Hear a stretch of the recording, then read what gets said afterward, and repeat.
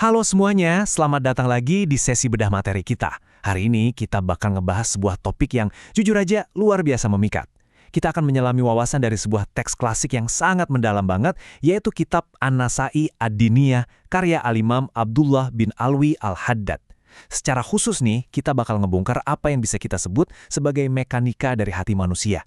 Dan percayalah, ini bukan cuma sekedar metafora puitis ya. Teks ini tuh bener-bener ngejelasin secara sistematis gimana setiap tindakan kita sehari-hari itu ngubah struktur spiritual hati kita. Udah siap? Yuk, langsung aja kita mulai. Sebelum kita masuk lebih dalam, coba kalian pikir-pikir lagi soal satu pertanyaan tajam ini. Ini bakal jadi fondasi dari semua obrolan kita nanti. Gini, kita tuh sering banget kan rela ngelakuin diet ketat, ngitung kalori mati-matian, minum berbagai macam vitamin tiap pagi, ya demi sebuah tubuh fisik yang pada akhirnya suka nggak suka bakal menua dan hancur juga.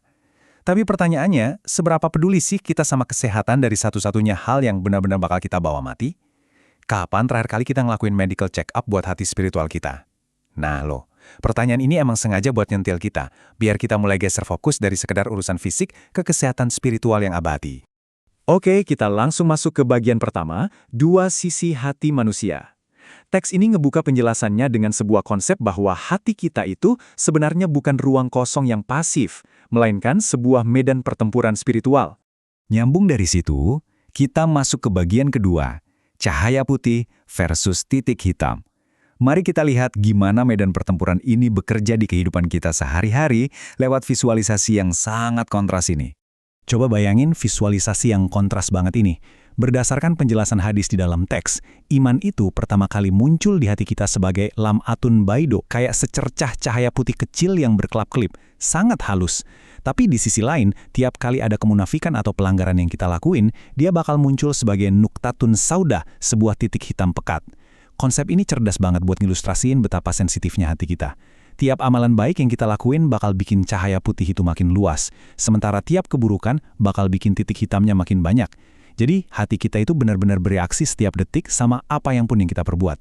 Nah, ini dia nih bagian yang agak ngeri kalau kita biarin. Teks ini ngejabarin proses yang ibaratnya tuh kayak lereng yang licin banget. Langkah pertama, seseorang lakuin dosa. Langkah kedua, dia gagal atau mungkin gengsi buat cepet-cepet tobat dan ngebersihin noda itu. Langkah ketiga, karena dicuekin, titik-titik hitam tadi mulai berlipat ganda dan nyebar nutupin seluruh permukaan hati. Sampai akhirnya, jeng-jeng, masuklah ke kondisi yang disebut qaswatul qalb. Ini tuh kondisi di mana hati udah jadi hitam pekat, keras dan membeku. Teks ini ngingetin dengan keras kalau hati yang udah membeku itu bakal kehilangan semua kepekaannya. Nggak mempan lagi dikasih nasihat, nggak bergetar pas dengar soal kematian, dan benar-benar putus koneksi dari realitas ilahi. Serem kan? Tapi tenang, kita nggak bakal berhenti di narasi yang nakut-nakutin doang. Kita masuk ke bagian ketiga, kekuatan amal yang konsisten. Sekarang, mari kita bahas soal obatnya. Gimana caranya kita aktif ngebedain cahaya putih iman tadi, biar hati kita nggak sampai membeku. Teks ini tuh ngasih cetak biru yang gampang banget buat dipraktekin. Buat ngebangun fondasi spiritual yang kokoh, mulai aja dari dasar. Penuhi kewajiban fardu kita.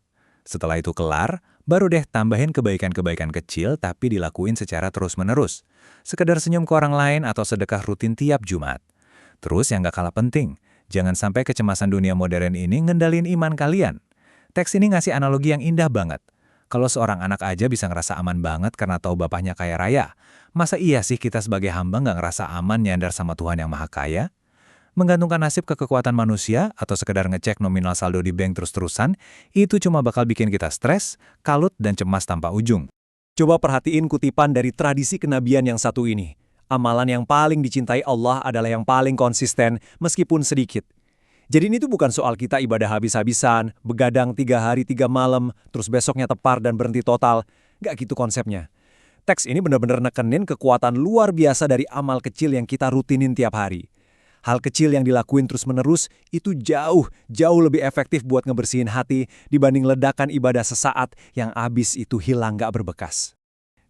Tapi tunggu dulu. Ada satu syarat mutlak nih, yang bawa kita ke bagian keempat, ikhlas, beramal tanpa harap pujian. Semua rutinitas baik yang baru aja kita bahas nggak bakal ngefek sama sekali kalau kehilangan komponen pamungkas yang satu ini.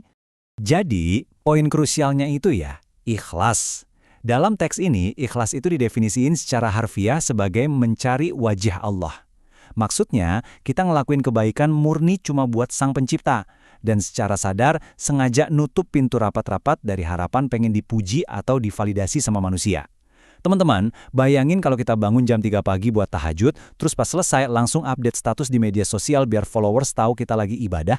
Yah, jujur aja, menurut teks ini itu ngegugurin semua tujuan amal kita. Kita jadinya malah sibuk nyari wajah manusia, bukan wajah Tuhan. Sayang banget kan? Dan konsep ini diabadikan loh dalam kutipan Al-Quran yang luar biasa kuat ini. Bayangin kita punya pola pikir kayak gini. Kami berbuat baik ke kalian, murni cuma karena Allah. Kami bahkan nggak ngerepin ucapan terima kasih sedikit pun dari kalian. Wow, mindset kayak gini tuh definisi kemerdekaan yang sesungguhnya. Ini benar-benar ngebebasin mental kita dari rasa capek gara-gara ngejar pengakuan, likes, atau validasi sosial yang ujung-ujungnya semu. Teks ini juga nyeritain satu anekdot keren soal seorang ulama di kota Seiyun. Jadi ada orang kaya yang udah bertahun-tahun sakit perut kronis, udah habis duit banyak buat berobat tapi nggak sembuh-sembuh. Akhirnya dia minta doa ke ulama ini. Sang ulama cuma ngusap perutnya, dan seketika orang itu sembuh total. Pas orang kaya ini maksa mau ngasih imbalan duit yang gede banget, ulamanya nolak mentah-mentah. Dia bilang kalau malam sebelumnya dia mimpi salaman sama Nabi, dan keberkahan dari mimpi itulah yang bikin sembuh, bukan karena kehebatan dirinya. Makanya dia nolak semua uang dan pujian itu, karena tujuannya murni cuma ridho ilahi, benar-benar tanpa pamrih. Sekarang kita sampai di puncak pembahasan kita nih. Bagian kelima, dosa lebih bahaya dari penyakit. Mari kita bandingin peringatan klasik dari teks ini sama kebiasaan masyarakat modern kita sekarang. Perbedaannya bakal bikin kita lumayan tertampar. Di zaman modern ini, jujur aja hidup kita tuh sering didikte sama jadwal fisik. Jam 7 pagi, alarm bunyi. Wah, waktunya makan pepaya nih biar pencernaan lancar. Kita jadi super obsesif sama metrik kesehatan fisik kita sendiri. Nggak lama kemudian, jam 8 pagi alarm bunyi lagi. Ayo lari 10 putaran, jaga detak jantung, tingkatin oksigen di kepala. Kita rela diet ketat, musuhin junk food, mati-matian ngelindungin tubuh. Tubuh fisik yang kalau dipikir-pikir lagi, sehebat apapun kita ngejaganya, pada akhirnya bakal mati juga kan? Tapi coba kita kasih jeda sebentar. Pertanyaannya, di mana alarm buat jiwa kita? Di mana reminder harian yang ngingetin kita buat ngejaga hati spiritual, satu-satunya hal yang abadi dari kehancuran? Kita tuh bisa panik setengah mati kalau fisik kita agak demam sedikit. Tapi giliran hati kita mulai dipenuhin titik-titik hitam, kita malah anteng-anteng aja. Ini tuh beneran tamparan keras banget buat prioritas hidup kita. Nah, teks ini ngasih resep diet spiritual yang sesungguhnya.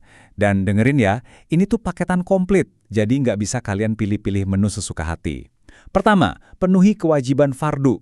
Kedua, ini yang paling kritis, jauhi secara ketat semua larangan atau dosa. Ketiga, jaga konsistensi amal kecil tadi. Dan keempat, tanamkan niat yang murni alias ikhlas. Kalian nggak bisa ngerutinin puasa dan sholat sunnah, tapi di waktu yang sama masih hobi nyebarin hoaks, nipu, atau nyakitin hati orang lain. Berbuat taat, tapi maksiat jalan terus, itu ibarat ngisi air ke ember yang bocor. Capek doang, percuma. Mari kita resapin kutipan yang berat dan menyadarkan ini.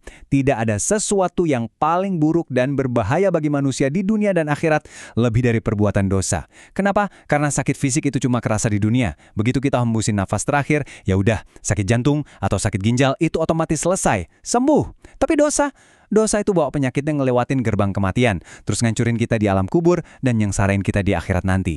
Dosa adalah akar dari segala musibah sejati. Pada akhirnya, semua ulasan teks ini ngebawa kita ke satu perenungan pamungkas.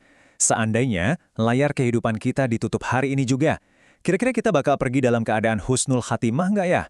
Sebuah akhir yang baik, pas layar spiritual itu diangkat, apa yang bakal kelihatan?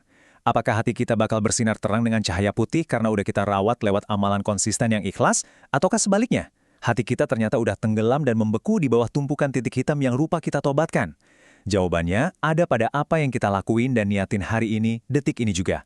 Terima kasih udah ngikutin sesi bedah materi yang lumayan deep ini. Semoga obrolan kita hari ini bikin kita lebih serius merawat satu-satunya jantung yang bakal nemenin kita selamanya. Sampai jumpa di ulasan materi berikutnya.